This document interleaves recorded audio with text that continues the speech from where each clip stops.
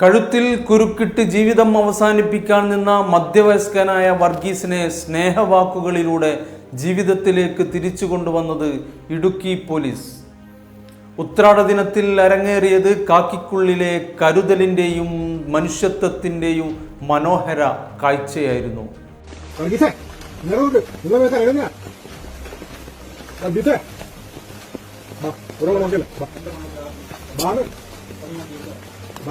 ചേട്ടാ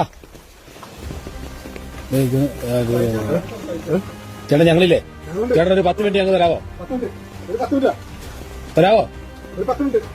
10 മിനിറ്റ് അങ്ങോട്ട് സംസാരിക്കാവോ?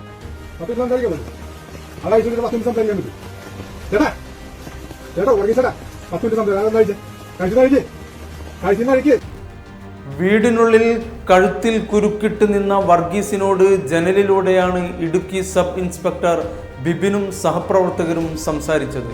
താൻ സ്റ്റേഷനിൽ ചാർജ് എടുത്തിട്ട് 2 ദിവസമേ ആയിട്ടുള്ളൂവെന്നും എന്ത് പ്രശ്നമുണ്ടെങ്കിലും പരിഹരിക്കാൻ സഹായിക്കാമെന്നും ഒരു മകൻ്റെ സ്ഥാനത്ത് കണ്ടാൽ മതിയെന്നും SI ബിബിൻ ഉറപ്പു നൽകി. ഒരു 10 മിനിറ്റ് ഞങ്ങളെ കേൾക്കൂ, എല്ലാ സഹായവും ചെയ്തു തരാം എന്ന സ്നേഹത്തോടെയുള്ള അഭ്യർത്ഥനയാണ് ഒടുവിൽ വർഗീസിൻ്റെ മനസ്സു മാറ്റിയത്. പോലീസിൻ്റെ വാക്കുകൾ കേട്ട വർഗീസ് കഴുത്തിലെ കുരുക്കഴിച്ച് കണ്ണീരൊപ്പി താഴെയിറങ്ങി.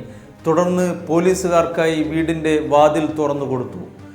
അകത്തെത്തിയ പോലീസ് സംഘം വർഗീസിനെ ആശ്വസിപ്പിക്കുകയും പ്രശ്നങ്ങൾ ചോദിച്ചറിഞ്ഞ് ആവശ്യമായ പിന്തുണയും സഹായവും ഉറപ്പു നൽകി.